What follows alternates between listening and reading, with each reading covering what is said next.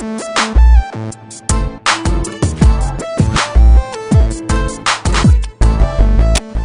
soon on social medias, it's S-Class.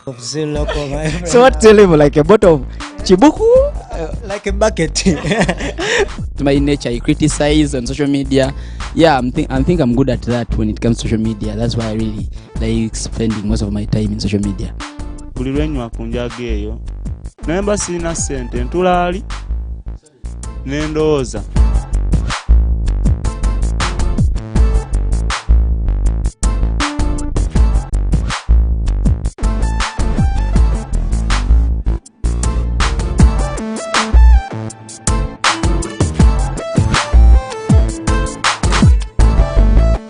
Good afternoon, our lovely viewers. Welcome back to S-Class. Remember S-Class social media show, which is aired every single Friday in a week, and it's proudly brought to you by NAKATO Network.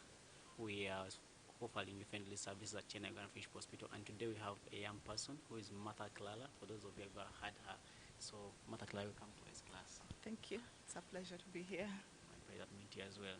So, who is Martha CLARA? My name is Martha CLARA NAKATO, and I am an HIV/AIDS advocate. I work with Uganda Network of Young People Living with HIV, and we look at creating a favorable environment for those young people who are living with but also affected with HIV, empowering them. So much of the work I do is around empowering young people living with HIV as advocates of change, but also as people who will be key at ending the HIV epidemics. Before we go further, do you think HIV is going to end today? Today? Today. From the advocacy you guys are doing. Yes. We are really doing a lot of work. However, we are soon reaching there in having that world without, the new HIV infections. So we were doing a lot of strides to make sure we get there, but we are not yet there. What is motivating you to do all this work that you are doing? One thing that motivates me is I really want to see a world without HIV and AIDS, but also to see that a lot of young people, one, they are empowered, they know their sexual reproductive health and rights, and they are able to speak out against the social-cultural injustice and also those constraints that make them more vulnerable to HIV. When you look at what young people are going through right now, there are those who are even getting affected. Even right now when we are speaking, yeah. And if you always meet them, like what do they always tell you? So one of the key issues that young people really raise out, those who are really negative, is that they are facing a lot of peer pressure. So peer pressure stands out, but also the fact that many of them lack the comprehensive knowledge around HIV prevention. So at the end of the day, many of them get up getting infected. But then most importantly is many of them are not confident enough. They are not assertive, to say no, and they stand by their no. Because of the pressures, you've met this boyfriend and maybe... So at the end of the day, you become a victim of circumstances. I always think that because young people love having sex, that's what I always think. No. So sex is a part of life. Like, you cannot outdo it. It's a part of life. But then we cannot say that whoever is having sex is going to get infected. No. It doesn't stand that way. No. Okay, if like you as an individual, like why did you come out and start doing all this, what you are doing? Were you a victim? Were you a victim of HIV or what? So personally, me, I saw how stigma and the discrimination of persons living with HIV, how it does affect your complete well-being, and how a lot of people have chose to not even live life anymore, with many, one deciding to commit suicide, with many giving up on all their dreams, and then with many deciding to be like, you know what, I am not human. So me as Martha, I chose that, yes, I'm living with HIV, and I have passed through that. I know what stigma does. I know what it means when people oppress you by the fact that you're living with HIV, and I didn't want to see any other young person, grow up and they feel like because of my status, I cannot be anything important in this world. But then seeing that many of them will let HIV define me. So me, I really wanted to break that norm, and also to bring out that new face of people looking with HIV. How do they look like? because people in communities think if someone is living with HIV, you know, you're ugly, you're sickly, like you're all these ugly Just messed things. up. Yes, like you're just messed up. But then that is not the case. At the end of the day, like I am living with HIV, but hey, I am beautiful, I am healthy, I am intelligent, like I can do any other thing that any other person can do. So I am normal. So me, it's all about like creating that normality, but also for the people in the communities to embrace and respect people living with HIV. You brought in the statement of respect. Yeah. I also swear we always live. Very few people of HIV don't believe in themselves, and sometimes they don't respect themselves. Like you, as an individual, a person who lives with HIV, and person who came out and start motivating others that they can live positively and do whatever they can do. Like, what have you so far done for these young people who don't feel like they're allowed in a community? So one thing to note is that respect is not earned. Respect is more of a responsibility.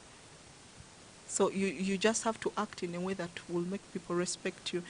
Um, Part of the things that I've really done in my communities is empowering young people living with that, also those who are not living with HIV, you know, to be keen of their lives, to keep safe, and those in school to keep in school, but also to have young people who are empowered and very assertive in that when they say no, like they are not driven by the peer pressure.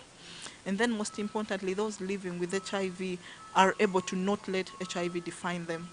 So much of the things I do are around mentorship for these young people, and also enabling many of them speak out to be advocates like me.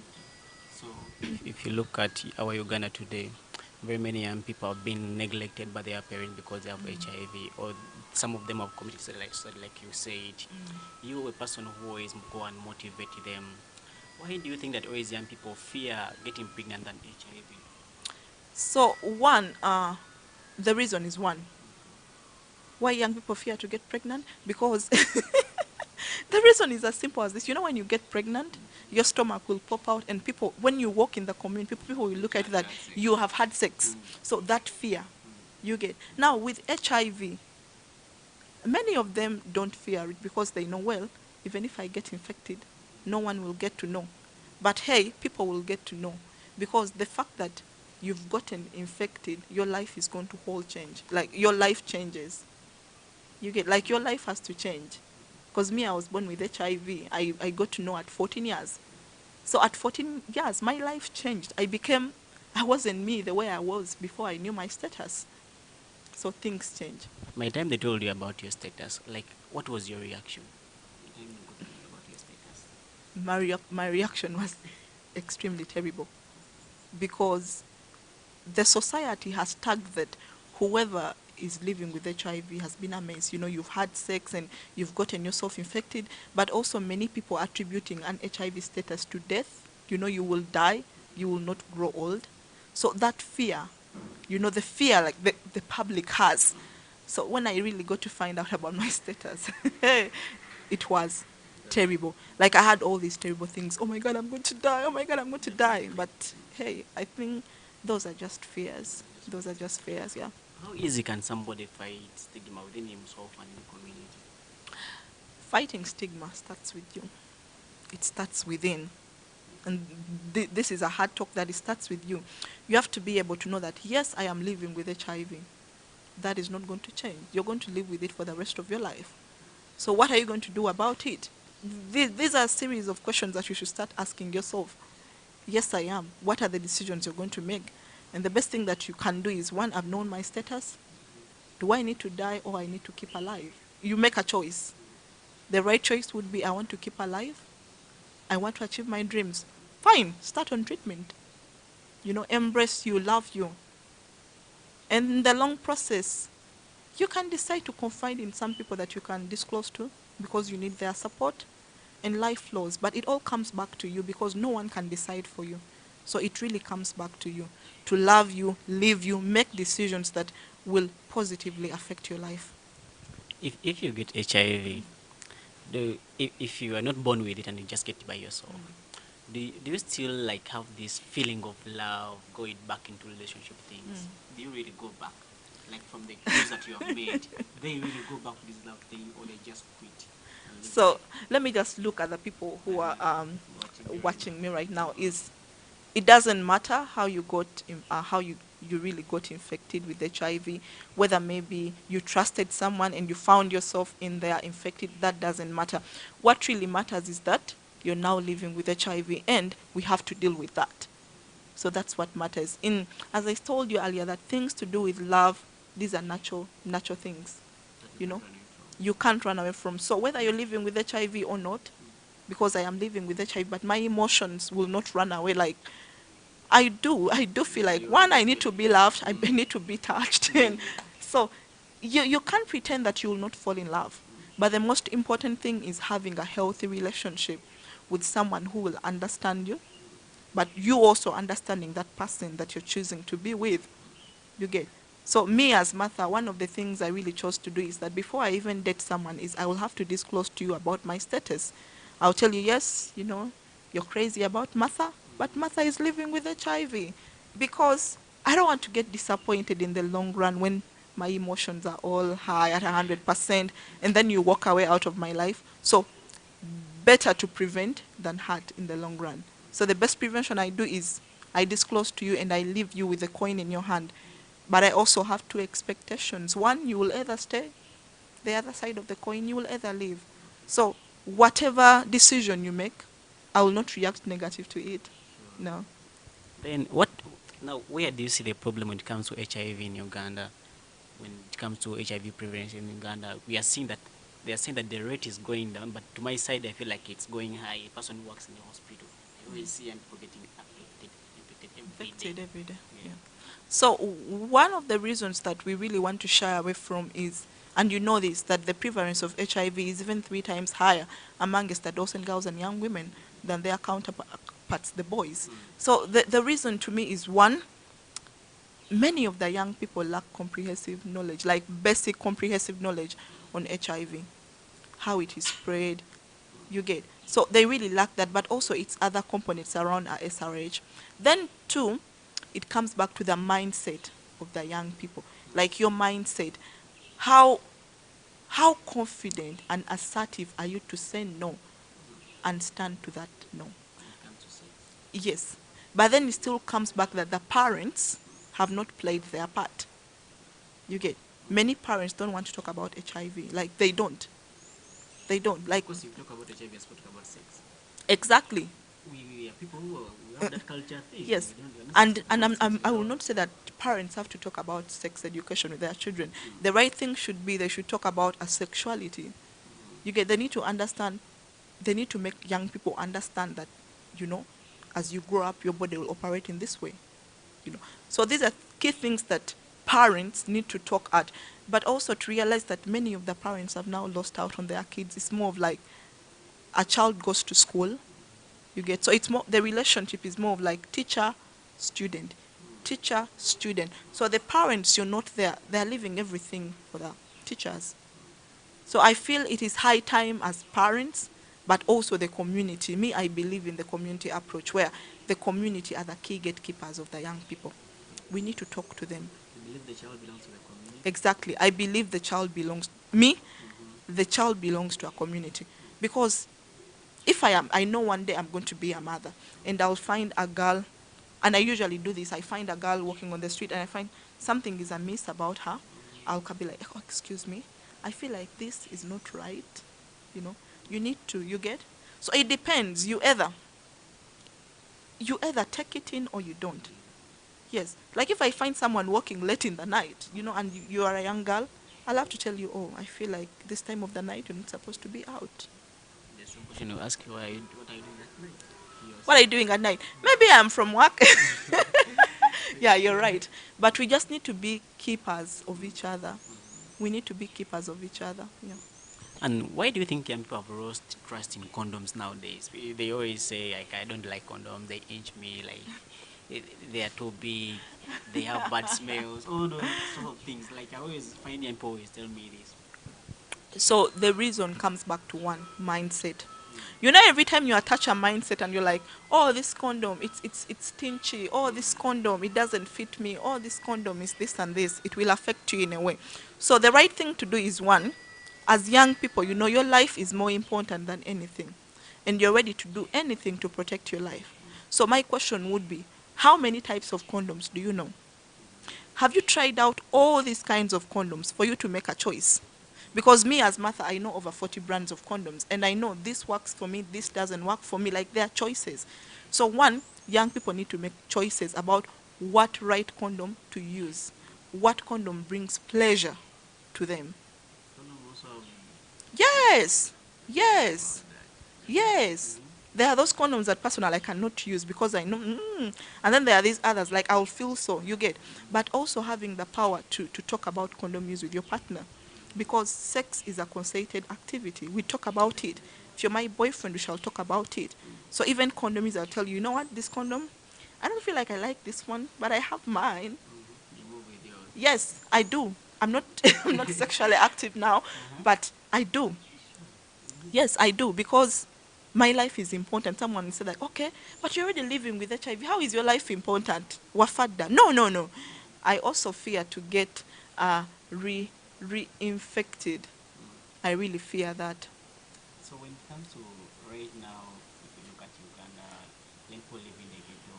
There are those people who don't get HIV through sex, but they have been given HIV by either guardian or a neighbor. What is you say about this? You don't look for HIV by yourself, somebody just gives it to you. Not everyone looks for HIV. But as I said, some people are victims of circumstances. You get, some people have trusted the wrong people and they got themselves infected.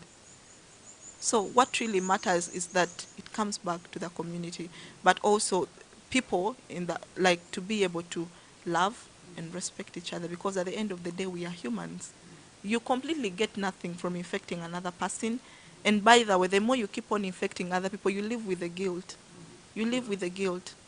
But I've seen people, and I've heard people whom people always say that so and so is at campus and is going on affecting girls, Infecting, yeah, all the time, and like nobody's doing anything about it. So I just want to give you like one experience. I am living with HIV, and I didn't make a choice to be born with HIV. I only found myself there. But I have had scenarios where I have disclosed to people, and even the fear, the shock, how many are broken just by you telling them before even anything happens. So that fear, I have a deepest fear. Like one of my deepest fears is waking up one day and someone tells me, Martha, you've infected me. I can't, like, I can't. This is it. I can't live with that because I know it will haunt me for the rest of my life. And let me tell you, like, humanity, this is real. Like, if you're human, you do something, you mess up someone's life, you will live with that guilt.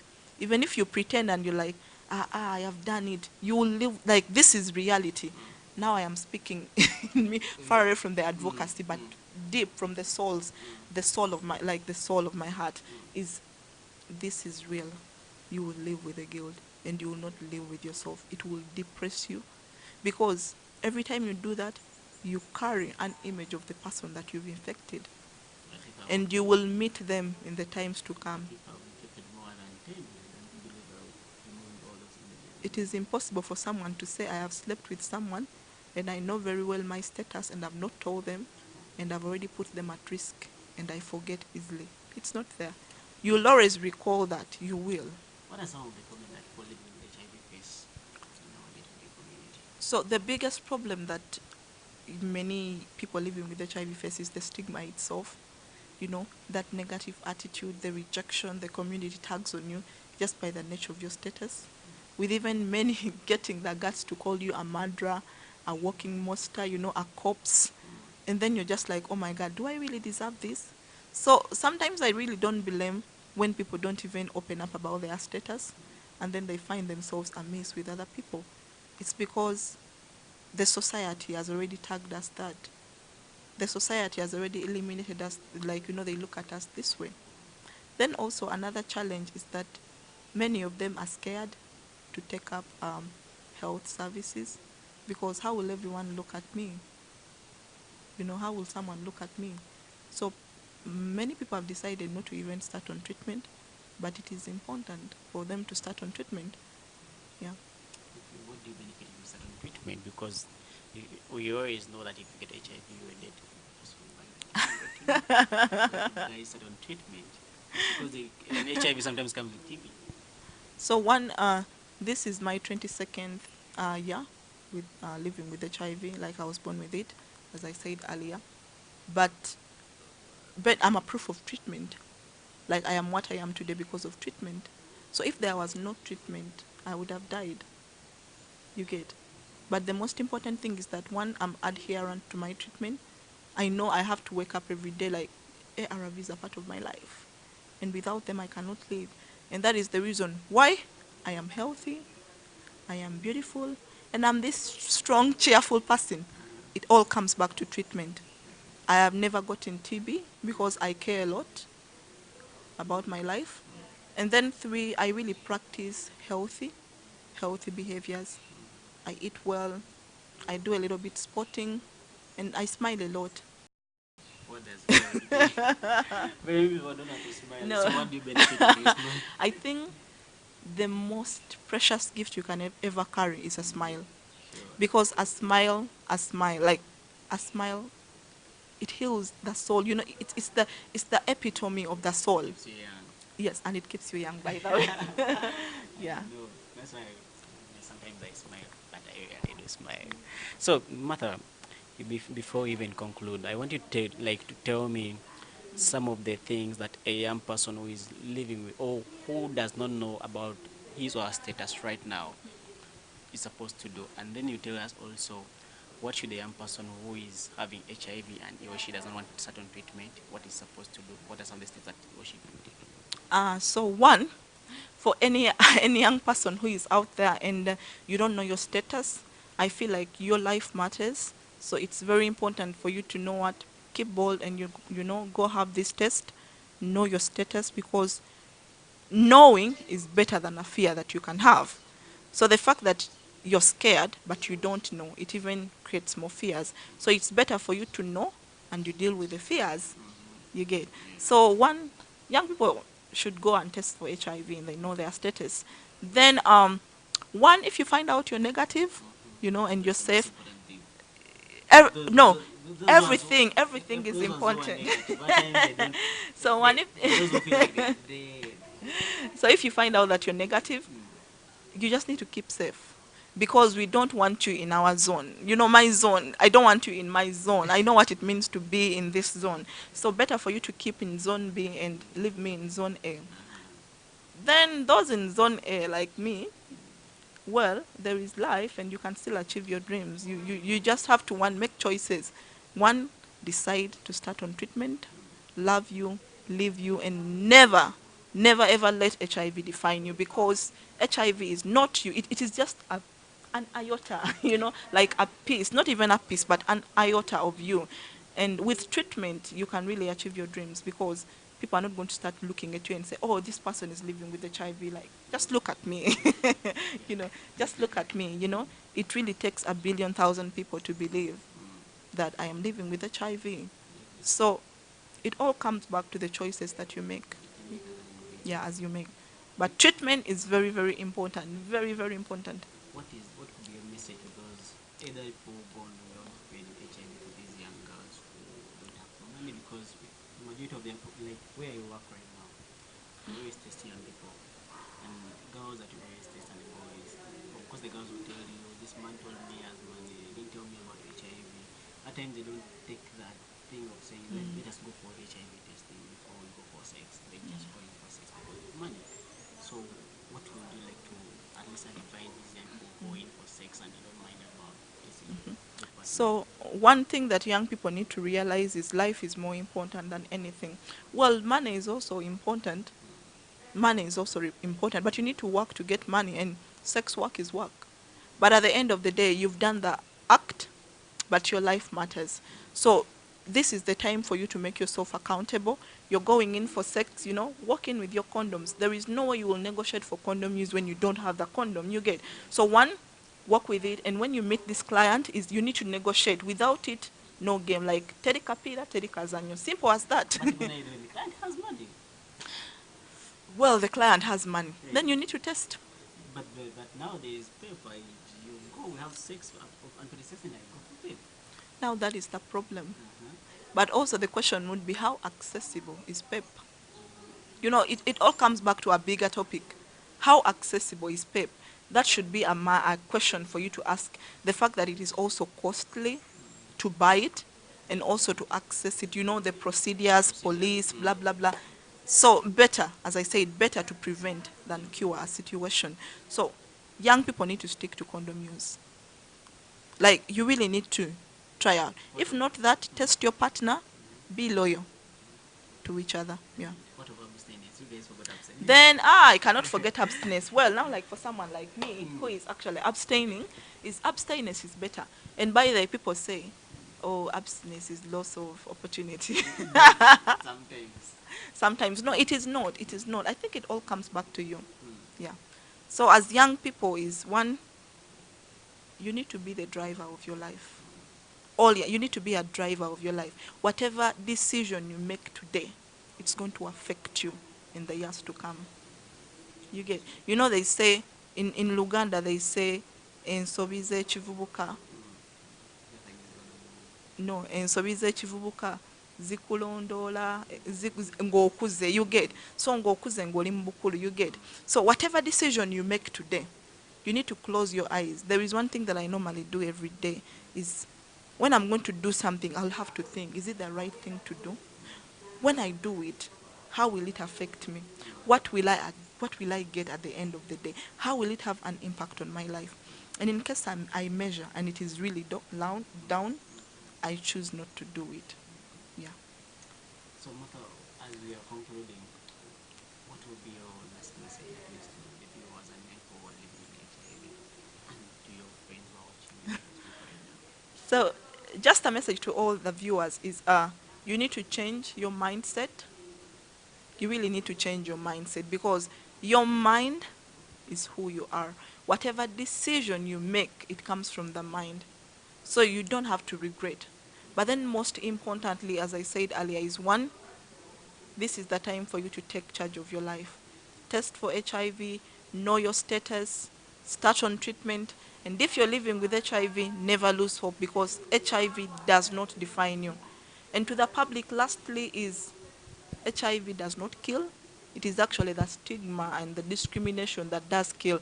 So we really need to see how we can harmonize and work together as all people and be united and deal away with, you know, this discriminating of people living with HIV. It's bullshit. I'm even using the B word. But it's heartbreaking. So it's not, because you end up killing the goodness of this person, and there is no way you will see the goodness of this person if you kill it. You end up seeing the worst side of them. But also sometimes for people with HIV, also sometimes they kill themselves and discriminate themselves from the society. I personally had this sister of mine, and that's the reason when she got HIV, she discriminated herself from the family. That also comes in. I believe the counselors are doing their level best, but it was, like you said, all comes back to you as an individual. You see that problem is one. I've tried to commit suicide 8 times, like 8 hell times, but the reason is you're not doing it, you know, because you want to, but you're doing it to kill the pain. Like the pain. For example, if I've gotten myself infected, the pain I live with, the depression, knowing that, oh my God, I have messed up my life, torments me. The torture, like the everything, it torments me. So at the end of the day, I try all ways of how I can get rid of my pain. And that is why some people decide to take their lives. Because they cannot just keep up with the pain. But well, the most important thing to do is you need to open up to a close person you trust, to a counselor, and then you need to seek out for support, because we still need everyone alive. We really need everyone alive, yeah. Okay. Ibyuma bigwa byocha. So that has been a class for you for this Friday. Remember to catch us every single Friday of the week. This has been Martha Clara NAKATO. Martha Clara NAKATO, a young person. I believe, like me who follow her on Facebook, at least I know what she's doing. And she's one person who has come up to open up, at least We need more young people like her to open up and talk about HIV like she's doing. So S class is always open for you. If you want to be hosted, you just send us a message on our, just inbox us on Facebook, on YouTube. We will discuss with you, then we can host you on S class. So see you next time. Bye bye.